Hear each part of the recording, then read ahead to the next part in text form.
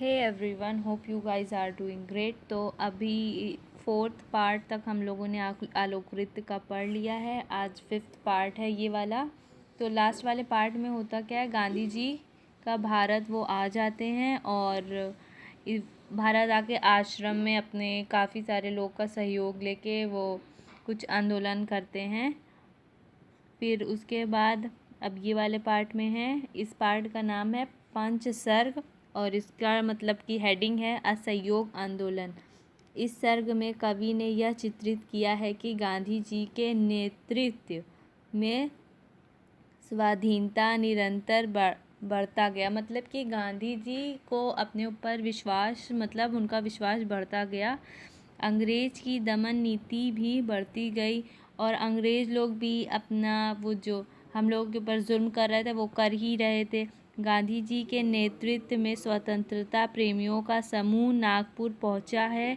मतलब कि उनके जो भी ग्रुप में लोग थे, जैसे कि पंडित जवाहरलाल नेहरू, सरदार वल्लभ भाई पटेल, ये सब मिलके जब नागपुर पहुंच जाते हैं, नागपुर में कांग्रेस अधिवेशक ने गांधी जी के ओजस्वी भाषण में भारत के लोगों में नई फुर्ती भर दी। मतलब कि गांधी जी का भाषण मतलब एक मोटिवेशन भाषण रहता है, सब लोग के अंदर और देश प्रेमी का वो जाग जाता है कि हाँ, हम अंग्रेज़ों के ख़िलाफ़ लड़ेंगे। किंतु अंग्रेज़ की फूट डालो और शासन करो की नीति ने हिंदू मुस्लिम में सांप्रदायिक दंगे करवाए।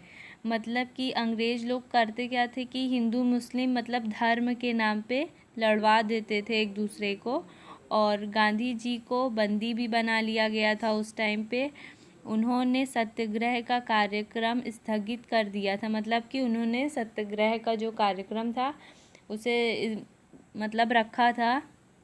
और कारगर से छूटने के बाद उन्होंने हिंदू मुस्लिम, मतलब कि जब वो जेल से छूटे, जब वो बंदी बना लिए गए थे, उसके बाद जब वो छूट के आए थे तो हिंदू मुस्लिम एकता किया उन्होंने, शराब मुक्त कराया हमारे देश को।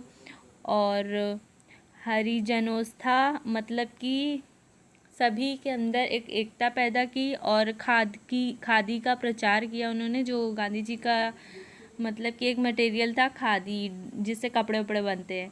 आदि रचनात्मक कार्यों में अपना संपूर्ण समय लगाना आरंभ किया। मतलब कि जब वो छूट के आए थे तो उन्होंने देश को सुधारने के लिए बहुत सा काम किया था। हिंदू मुस्लिम एकता के लिए गांधी जी ने 21 दिन का उपवास रखा था। और इस पर कवि कहते हैं, आत्मशुद्धि का यह कठिन यह पूरा होने को जब आया, बापू ने 21 दिन के अनशन का संकल्प लिया। मतलब कि इतना ज़्यादा दुश्मनी हो गई थी कि कोई एक दूसरे को देखना नहीं पसंद करता था, तो इसीलिए बापू ने मिलाने के लिए, सभी लोगों को एकता लाने के लिए उन्होंने 21 दिन का उपवास रखा। फिर लाहौर में पूर्ण स्वतंत्रता के प्रस्ताव के साथ ही 5वां सर्ग समाप्त हो जाता है। तो ये था part 5। If you like, don't forget to subscribe, like and share and comment. Thanks for watching.